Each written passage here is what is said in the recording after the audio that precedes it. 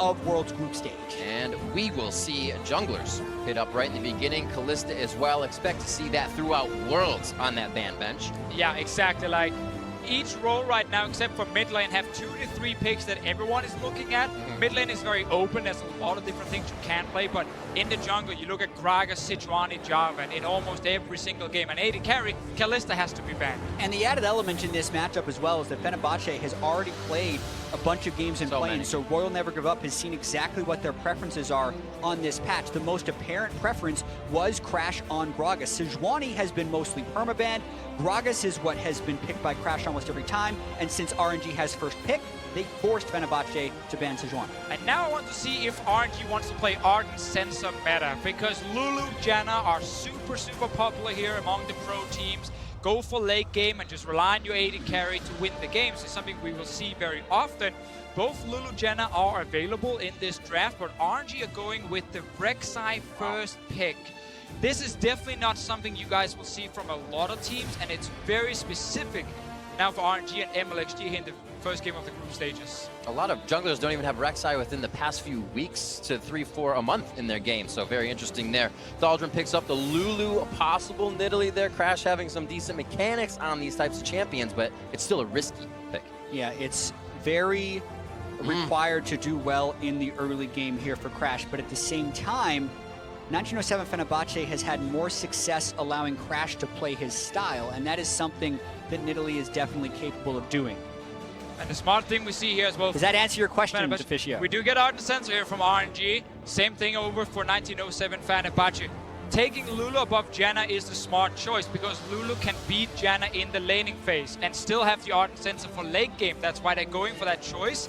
We get full-on late game, though, from RNG's bottom lane now. Exactly. Tristana still on the table, but they opt for the Kog'Maw, and this is a very LPL preference. Kog'Maw is more highly valued in the LPL than it is in probably any other region, so we get to see them building already around the shields, Ardent Sensor, and Uzi's Kog'Maw. And we should see a lot more of that from other teams as well, because in a team fighting meta where you buff up the AD carry, having a hyper carry that can shred tanks, well, that will obviously be super valuable, because when you have Ardent Sensor supports fighting each other, both team comps are focused on killing the tank from each team. Well, who wins? Probably the hyper carry who has percentage damage. The Tristana being locked in. 1907 Fenerbahce getting a bit of demolition damage in there. If they do get a good early game lead, they can start to take down those turrets. It is going to be hard. RNG looking to set up defense and scale up, protect those turrets and keep the laning phase a little longer. Final ban's coming out pretty tanky from Fenerbahce. 1907 Fenerbahce, they don't want to be engaged on. And now we see the Taliyah. What else? Possibly another mid laner. Well, it's very interesting how mid lane at the moment actually has so many blind pickable champions. A lot of matchups are kind of 50-50 in there, so you can go for your blind pick mid here for Frozen and then last pick for Thaldrun. However, Thaldrun is much like he's playing a lot of different tanks.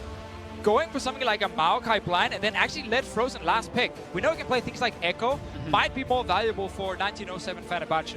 Yeah, we did see Thaldrun look his best on Maokai, so that is the pick for 1907 Fenerbahce. And the question for RNG now is, how do they round out the rest of their team composition? They get the blind pick mid, so to speak, with Syndra still being on the table, has been the highest priority mid laner on this patch at Worlds Play. Yeah, LeBlanc is also available. Like, so few things will actually kill you in lane then, and you get quite a lot of pressure from that side with Xiaohu, and you have already Rek'Sai to gank with. So LeBlanc would definitely work for RNG as well. But yeah, you said Syndra, Orianna is a thing as well. Taliyah's banning this again. Oh, okay. We get a blind Rise here. So I love Rise on this patch, specifically when you're building Abyssal Mask. As long as you're not dying before you can build the magic resist, you can start controlling that lane. And additionally, we talk a lot about why Rise can particularly be good in pro play. It's for the reliability. You get your root onto the enemy mid laner as the Rek'Sai's coming in, and you can manufacture plays. That's why we see Frozen picking Cleanse, but we talk about Xiaohu so much being the MVP of the LPL, and RNG has built a composition around their strengths. Uzi on the Kog'Maw with a bunch of protection, and also Rek'Sai to help camp mid lane for Rise. Yeah, 1907 here Fenerbahce, they have to win the bottom lane. Lulu Tristana is a very good early lane. They can need to pressure the Janna and then have Crash play around that lane with the Nidalee. See if they can snowball against Uzi and Ming. Winning mid lane will be difficult. Winning top lane with the Maokai is not really going to happen. it's on Patton down in that bottom lane with Tristana to do well early on. Interestingly enough, Ming bringing in his first competitive play, Janna. I know through the summer, I believe through the spring as well, since it wasn't even really seen there. So obviously playing it, but bringing it out on the table for the first time with Uzi here in the group stage. Going to be very interesting how they go lane to lane with Patton and Japone. Heading into the game, hashtag RNG win, hashtag FB win for 1907 Fenerbahce. And we're about to see how the team, screaming through play-ins, is going to be able to do on the big international stage. Yeah, it's just about to take off, and I can't wait to see a couple of things here in the early game, specifically how the bottom lane will do, Uzi versus Patton with the giant CS discrepancies, but also, will MLXG manufacture First Blood once again? RNG gets it in 70% of their games. Additionally, with the Rek'Sai, it is very good at the early game. Yes, this is exactly why a team like RNG can first pick that Rek'Sai, because it gives early pressure. Late game is not great from a Rek'Sai, you just a meat shield, but early on, good clear into very good early ganks.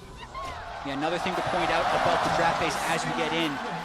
For 1907 Fenerbahce, everyone except Crash actually has their most played champion from Worlds playing. So as much as RNG gets to scout them, they did scout them, say we've seen the best you've got, and they don't care if they give it to them because RNG thinks they can beat it. Another thing also to highlight with the level 1 items is Relic Shield on Patton. Now we have seen this, you know, in the last few months from different AD carries.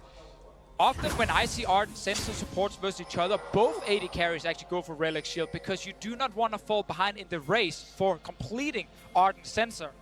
This one will go in favor of Fenerbahce with that Relic Shield. It's an arms race of who can get there, specifically when the bottom lanes are going barrier heal. And I really want to see how Uzi plays in this metagame because he's a guy who will push you into the turret and threaten kills so often, but they haven't taken a bottom lane that can do that, and then they haven't built the items to reach that arms race. So they're, in a sense, going to have to use that health advantage from the Dorn Shield to try and get that going. But Fenerbahce going for an invade, trying to shake things up. They feel they need to make something happen early if they can get the upper hand here. Glitter lands through the entire team. MLXG flashing forward. Already took damage from before. One more shot. First Blood gonna come in. It goes to Crash on his jungle Nidalee. What a smart invade here. No vision from RNG being placed, and they get surprised by how many members show up. Jamula gotta be careful.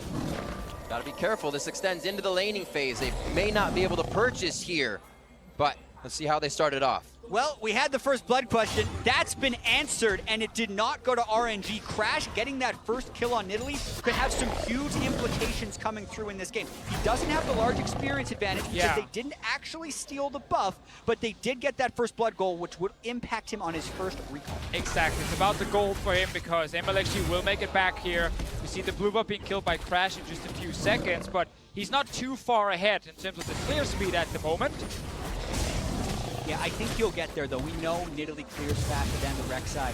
But to talk about that First Blood play one more time, you have to call out RNG a little bit for either not having the right forward wards or not having the proper scouting because they got over-invaded there 3 versus 4. There's also a move I was wondering if it mattered. When MLXG took that hit, Xiaohu routed up to stand where MLXG was, meaning Ryze was farther away from that red engage, and it could have had a different positioning if MLXG hadn't taken that early Nidalee damage.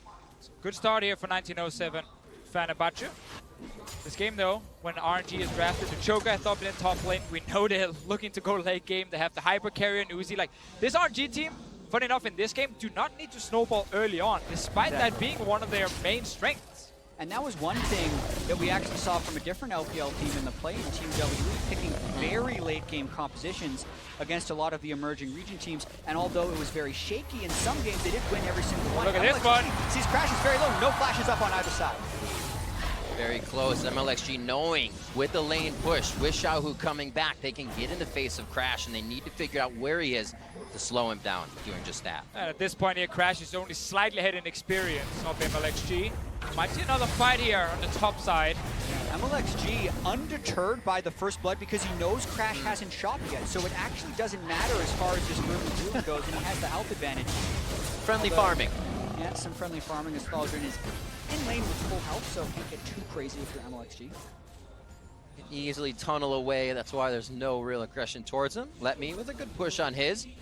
And they may be able to dip into the jungle here if he finds Crash once more. MLXG is just being a nuisance so well right now to Crash's jungle. We have to remember there are still camps for MLXG to kill on his side. Yeah. Blue buff is there, Grump is there, the Croc's down in the bottom.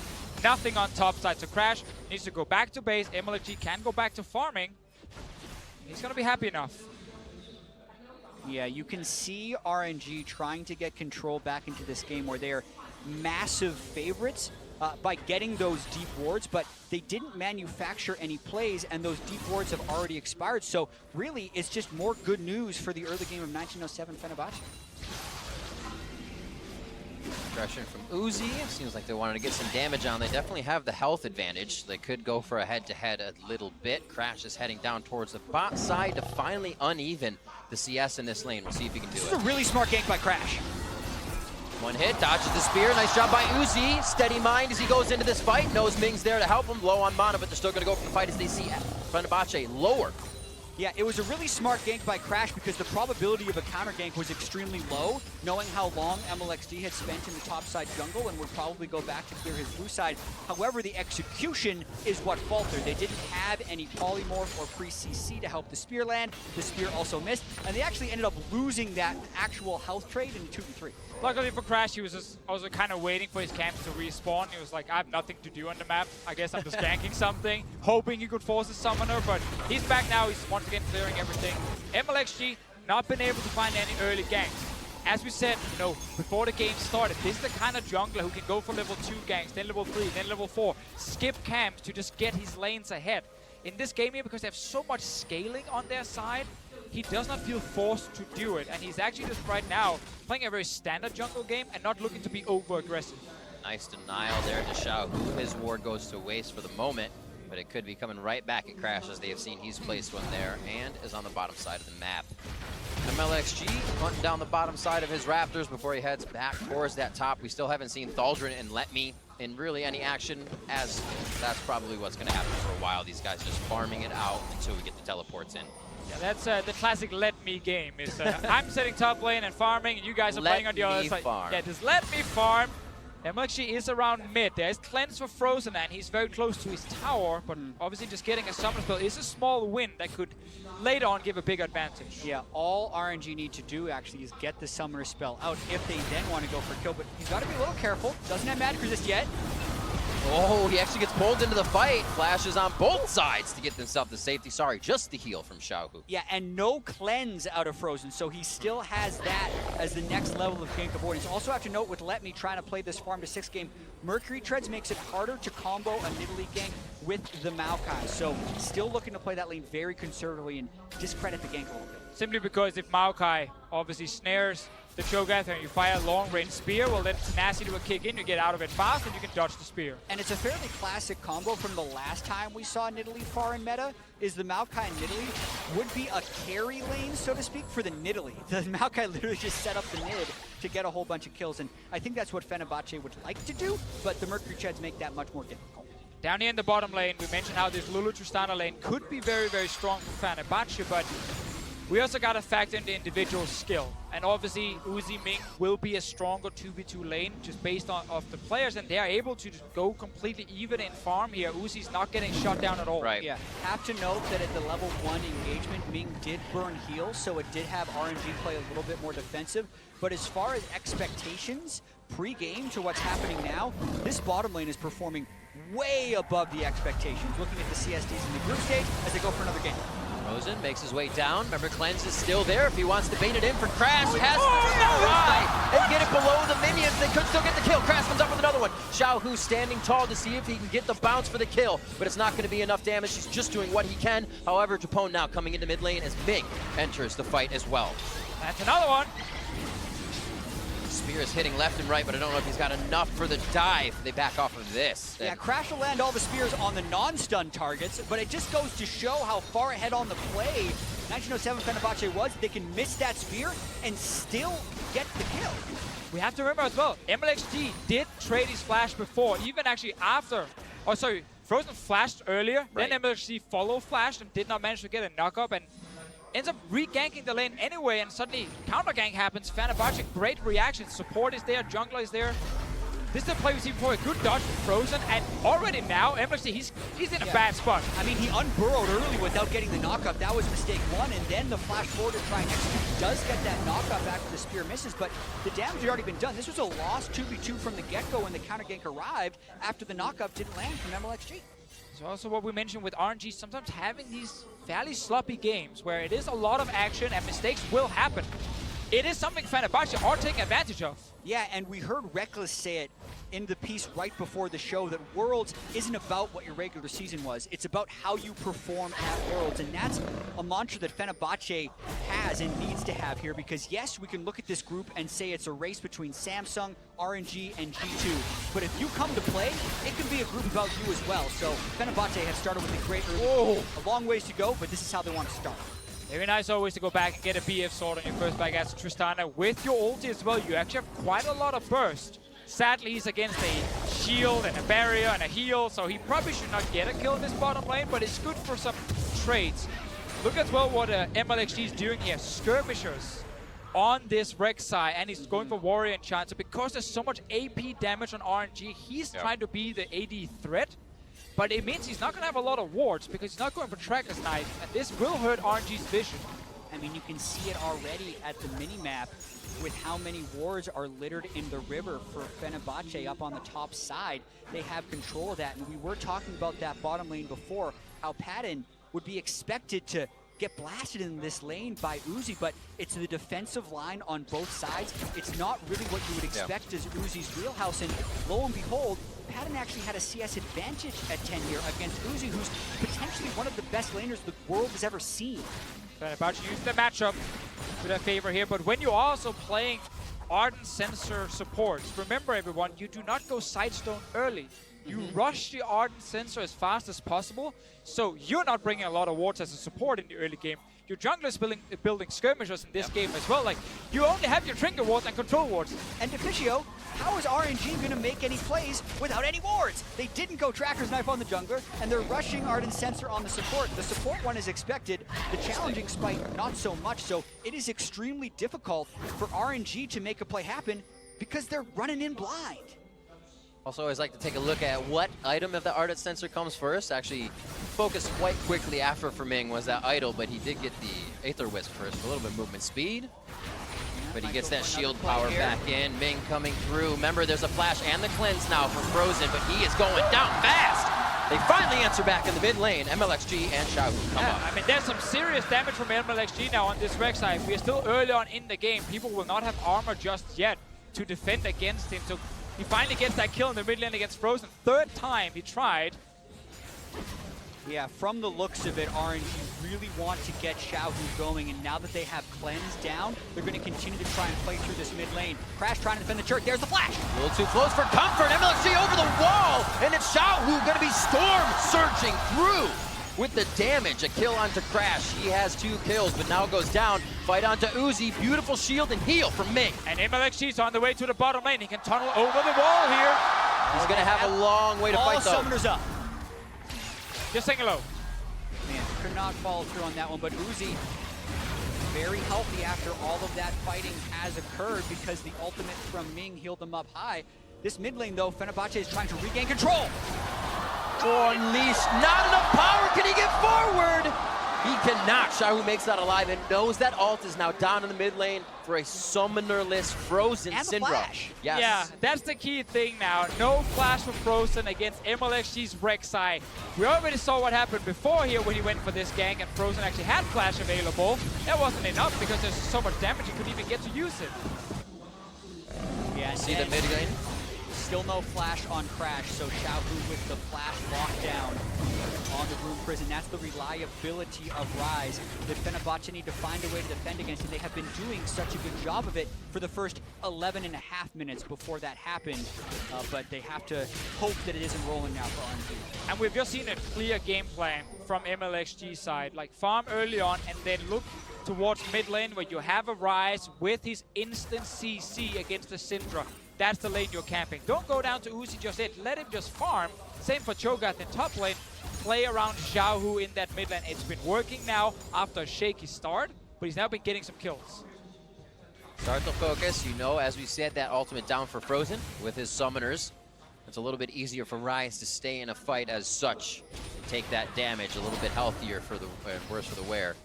Crash just behind Frozen in his back pocket, and it looks like MLXG is going to be coming out of base for now. So Xiaohu stands slow in mid, not going to be doing too much aggression. All the CS on the map is very even. It's been these little hits by MLXG and Crash that are turning the tides of the fight, and it's really going to be up to them to keep doing more. And you see down here in the bottom lane how Patton is able to outtrade Uzi. 1907 Fenerbahce needs to play around this lane here now. They have Ardent Sensor, they have a BF Sword on the Tristana. They need to kill this bot lane tower to start really snowballing the game. And they barely touched it. And we have talked about how Patton was above expectations for the CS beforehand. They're trying to break it right now. They're sending Cinder down. He's blown before Rise. They're going to try and go for it right now. MLXG is here, though. We see a third. Opening up the map could be the best for them. There's also ward behind him in the little brush here near the wall. Ledme is sitting with TP ready in case he needs to join. The push-up is big, though. Thaldron can easily stop that with the Twisted Advance as they are toe-to-toe, and it looks like this one fizzles out with just too much rotation from everybody on the map. Pressure's gone there once again, and we talked so much about the Ardent Sensor race and how the Relic Shield could help Fenerbahce win it, or even how the assist early would have made them win that, but I kept checking the gold, and Ming was right there with him. It's because he's gone for gold generating seals and gold quintessences on the Janna, so such a small amount of laning power on that. It ended up actually giving Ming more gold than Japone got thanks to Patton's Relic Shield. So in a sense, RNG did end up tying, or they would have won that Ardent Sensor race thanks to the rune choice on Janna, but that comes at a cost of not being able to get a big CS lead or play too aggressive in lane. Little time warp forward. And the warp doesn't work that time. Looks like Ming's gonna hang out, get some ward clear, but they know he's down there. A nice ward placed over the wall, gives Crash an idea of what's going on. They kind of walk this one in slowly and do a bit of damage to Ming. Push into Frozen though, so he cannot help here. Well, the next play is still the same here for 1907 Fenerbahce. It is try and get that bot lane tower down. They got a bit of damage before. Ideally, you can push out your mid lane first so the Syndra can roam before the Rise, and you can actually go down with 4 members to really hit that tower.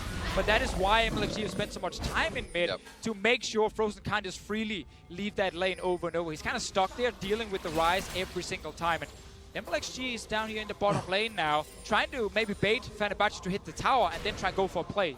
Yeah, three's a crowd for sure on that bot lane play. Crash is going to actually find Xiaohu. So bot lane should know the rotation of mid means there is something bad coming down to the bot lane. 1907 Fenerbahce may not be able to make it out in time. A flash from Japone. He says Wild goes forward to help the team disengage, and he does just that. Beautiful in by Thaldron. He is in the middle of the fight, but is it too far forward as Letme's trying to get a bite out of Crime? Gets it with the Vorpal spikes to finish the kill. And now they're going to try to pick up a few more. Finally getting something out of that. RNG could open up the game. Yeah, essentially trying to counter gank whatever Fenerbahce was doing bottom lane, but then when they see Crash in the mid lane, they think, why don't we just pull off the gank? They slowly teleport in. Not much reliability with that initial engage, but they still generate the kill onto the Maokai, and they get the first turn. And it was the second time they placed that ward in that rush here, basically saying, we know you're going to push this tower down, and then you will be overextended. RNG reading the one play Fenerbahce could go for, and they punish it. That ward sitting there behind Patton and Japone in the bottom lane is what allows Cho'Gath to actually engage the team fight. And Japone had a well-timed flash to get away from the Rek'Sai ultimate, but that also means you then have no flash up against the Cho'Gath Rupture. Thaldron ends up flying in to try and save the day, but he gets low enough that Feast plus Vorpal spikes end up picking up the kill onto Thaldron. So pretty narrow margins here for RNG, and this is definitely not the type of performance I think you would expect from a team that has been so hyped out of the LPL, but they have started to regain control of this game. But that's also the very interesting thing about the meta coming into Worlds, where we have more of these Ardent Sensor late game comps. So even teams that are used to playing very focused around early game and really get a big advantage will have to adapt and change that style a little bit. Like, you can't have Uzi win his lane on this hyper carry with a Janna who needs to just sit back and farm. You have to then of course change a little bit in how you're playing. Now he has a Rage Play completed, he has full ranks in his W, so Uzi is going to deal some serious damage already at this point.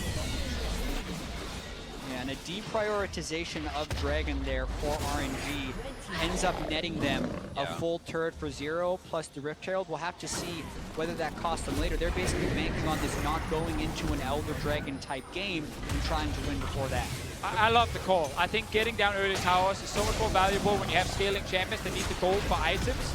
It's a Cloud Drake as well you're giving away, won't affect the scaling on Fenerbahce's side, so this was definitely a win for RNG. They just need to get down this mid lane tower now, so Frozen on this Syndra never feels safe in lane because MLXG can always gank him. Yeah, and that kind of going in blind early game that RNG suffered through with the challenging Smite and the Ardent Sensor Rush is over now. Look at the number of control wards they're purchasing. 3 in the inventory of Xiaohu, as well as a completely upgraded Ancient Coin, so Ming can carry 4 wards. They're starting to get some of that vision back, plus they now have the gold lead and a tower advantage. It warms my cold heart to see RNG invest in control wards, because when you're VOD reviewing RNG, there's quite some games where the Doran's Blade and the Cole and, you know, these kind of items are sitting above the control wards in priority. As a play-by-play, sometimes you sigh because it means less fighting. They know where the team is, but for RNG, maybe more. Exactly. So that's what we're hoping for as they continue now. Looking for mid lane, it is taken down quite low. Xiaohu's going to take the top side now. They've been moving Uzi around since the Rage Blade is finished. Now he's got the Hurricane, and they're just out to get that last outer turret, move themselves and those wards a little farther forward. And this point in the game could also be a struggle for 1907 Fenerbahce because of their potential communication issues. The team played most of the split using basic English between the two of them, but now with Crash in this game right here, that gets even a little bit harder, so Frozen has to act as a bit of a translator for him here. So essentially, they're a half step slow on any big macro plays they're trying to pull off, and even though in past years you have talked about the Chinese teams not necessarily having that great macro, yeah, they're the ones that have the big advantage right here with the all-Chinese roster, very comfortable in the late game as well throughout the LPL split. Yeah, we saw also in play-ins from 1907 Fenerbahce that it wasn't due to the beautiful late game rotations they were winning games. Like, it was down to big late game team fights and these like really big carry performances. Baron Steals was definitely in there as well. They're gonna try and find the support here. Oh, nice flash there. Chupone getting himself to safety. And it looks like the Wild Growth will also keep him a bit healthy, long enough to stay and give a few more whimsies and shields to the team. They're going to try to protect mid, but this becomes much scarier, knowing that ult is down, knowing his summoners are down. Exactly, he has left me as well with the right flurry.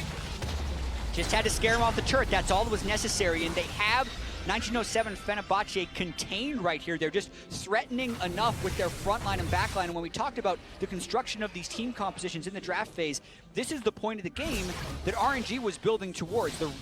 The Rage Blade on the Kog'Maw, as well as the Ardent Sensor Janna, and the front to back nature of these team fights with tanks in front and the damage dealers trying to burn through the tanks. RNG's team composition does that better, which is why 1907 Fenerbahce is ceding so much ground. Exactly, like, we do not have really tanky junglers in this game like we normally would see with these kind of drafts, because there's an Italy on one side and then this full 80 Rex on the other one. But the Joker versus the Maokai, they're both very tanky here, but the extra % damage for Uzi, the Rage Blade is going to stack up so quickly with the Hurricane and everything, and their shield is getting the Ardent Sensor. Like, it just makes him such a massive carry. Crash is not going to stop him. Frozen can't one-shot him because of Janna being next to him and the barrier. It gets really difficult for Fenerbahce unless Patton can actually kill this Joker first. And there is a world where this game goes to 45 minutes. Oh, yeah. And I feel like a 6-item Tristana actually has better multipliers than a Kog'Maw who's gone with these somewhat on-hit builds. And then you take into effect that the Nidalee can also increase the attack speed even more of the Trist. And you could see Patton getting some insane team fights like he did in the play-in, where he had 25 more kills than the next closest player in the play-in stage. His team fighting was spectacular in a lot of cases. It's just going to be really difficult for them to get to that point, as RNG holds a lot of advantages right now. Those are also going to be some big heals from Crash with that Athene's coming out. The AD carry is going to have a little more weight put on them here. It was about the junglers in the early game of MLXG and Crash, but now it starts to go more across the board as the map has spread out. Padden getting himself to safety as he does not have time to mess around in mid lane by himself. 1907 Fenerbahce is a little too spread out right now, feeling good. But we do see that RNG are not running like a ton of hard engage, so despite finding the AD carry in the mid lane, they can't actually force the fight onto him. Like, he just jumps away, uses his ult, didn't have to use flash. RNG will have to bait around objectives, Baron being the big one, and that's what you can do with these comps that are lacking the easy hard engage, but you still have options to Righteous Glory in, TP from behind with a Cho'Gath, and otherwise just take the Baron. Exactly, and they don't have to worry as much about Baron steals, even though they can definitely happen, because RNG has the Cho'Gath, who has a larger true damage spike than anyone else is capable of in this game, so that makes it a slightly more reliable force if they choose to play around that and continue to try and choke out the vision with all of their control points.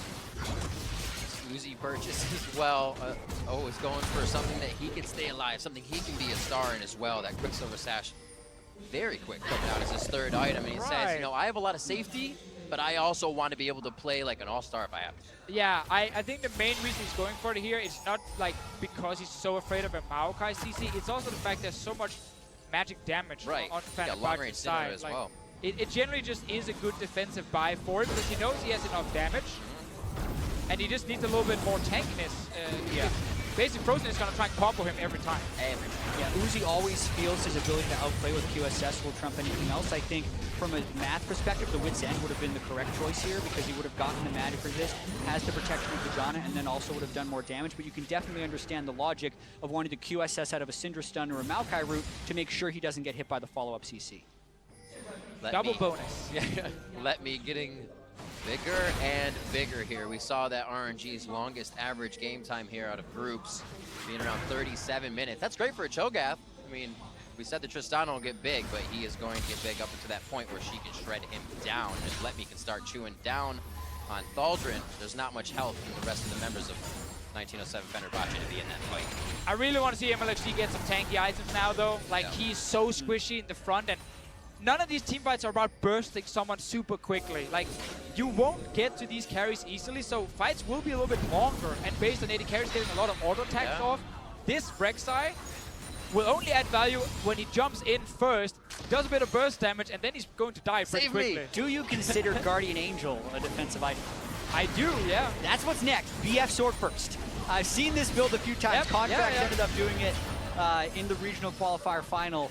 And I imagine with the increased priority on Rek'Sai in the draft phase being about the 5th priority jungler, that's common. And there you go, BF Sword first. First he got the last whisper, he was like, no, wait, Jet is calling for the GA. I will sell this, and he's going for the must get it quote-unquote tankiness, which of course it does offer some with the armor and the fact BF Sword's a tank item if you believe in it. Funny crash now. It looks like he's going to be building up even more damage. A little penetration is going to be the next item. Void Staff if he decides to finish that up, and Uzi would not last long at this point. Wow. With that amount of damage coming in. All right, Uzi's going but they got to get to him. That's the whole story of this. That backline, the front line has to get to the back line. It's very hard on both teams with Capone on Lulu, Ming on the Janna, and those guys haven't even really been bringing out the saves just yet. We haven't seen the big fights happen. I mean, obviously with Uzi now going for Hex Drinker, again, it's the same thing. He's looking at, you know, Maokai damage, Nidalee damage, there's Syndra damage, like so much magic coming in. And those are the guys hitting him.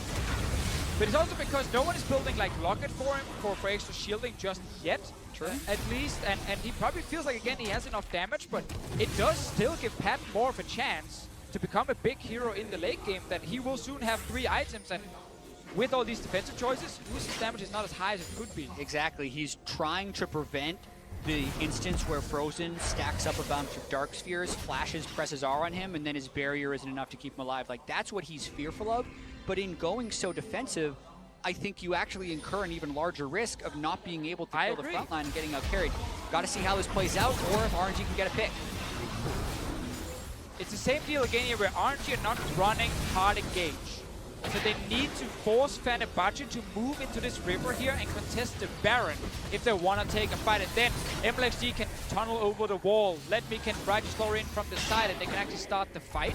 But right now they're not actually starting the Baron. Exactly, and it's because they haven't taken deep enough control of the jungle of 1907 Fenerbahce. The control ward that Fenerbahce has at their red buff has been there for the past 5 minutes. And as long as they can walk freely through that brush, they can get wards into the Baron pit and safely check it. And that's the cycle that they have consistently been running for 3 minutes, as this game feels very stalled out. I think at this point you go for the side lanes, you play ring around the Rise, you get them pushed up to at least a second tier, and you realm back to the Baron.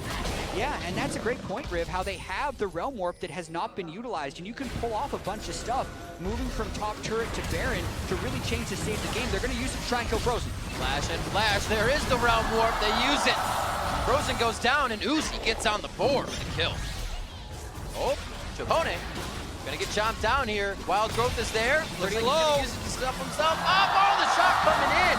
Uzi's gonna get himself another one very fast, and this is that second tier. Yeah. They need to start pushing. And Patton has opted to try and race mid lane. He might be able to trade a turret, but losing control of this side of the map endangers Baron even more, because this is exactly the range. From about where Xiaohu is now to Baron pit is the max Realm Warp range, so they have so much more ground to play with when they try and force Baron. But this trade actually isn't ending. They're going to lose the inhibitor. Yeah, because Patton is still pushing right now, and they know exactly where they're going for more.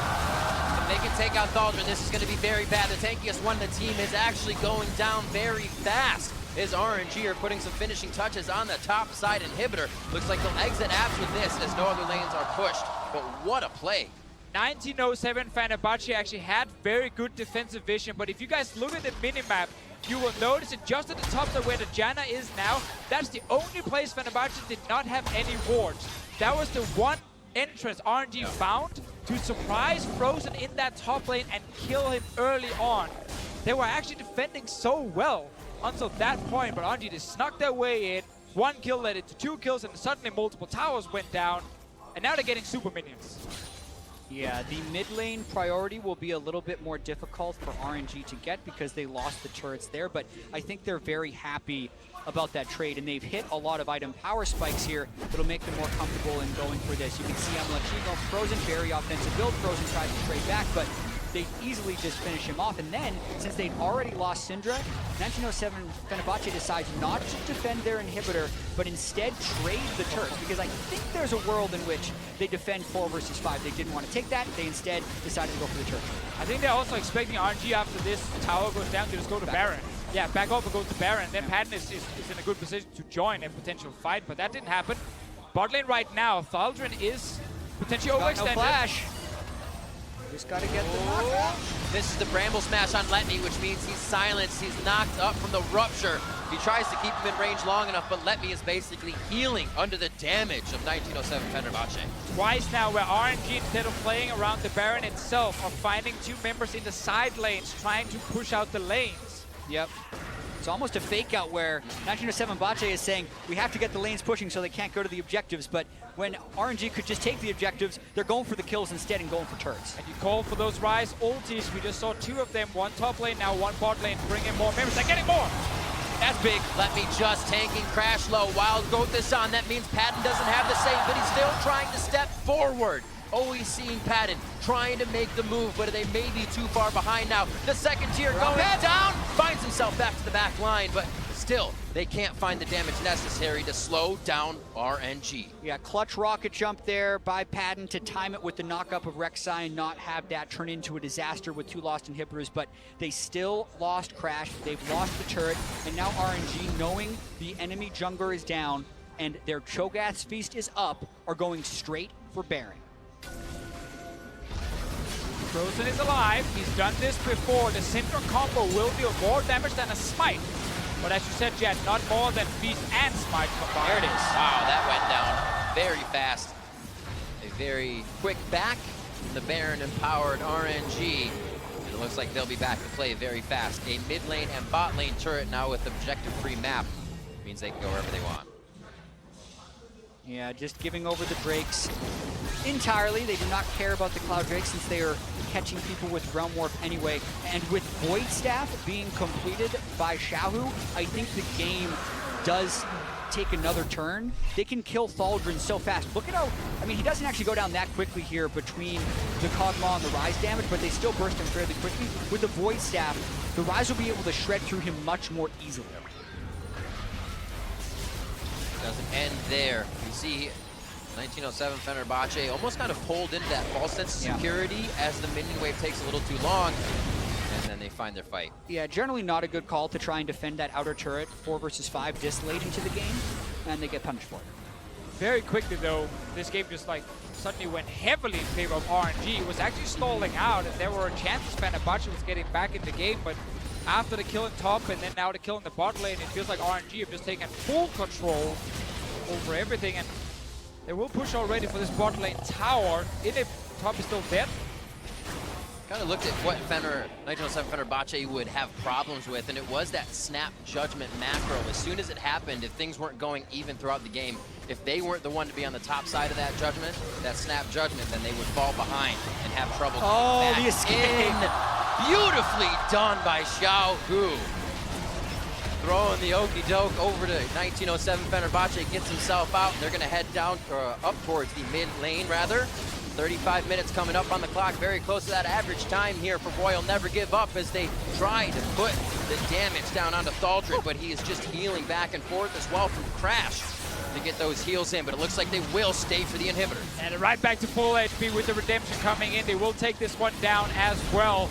RNG are looking very strong at the moment. Uzi is so strong here in the late game, and same for Xiao Hu, honestly, so both carries able to win teamfights for their team. Yeah, knowing the exact inhib timing as well, RNG move over there to pick it up. 2 inhibs cycled, can still go for the third because they have plenty of Baron left, about a minute of it.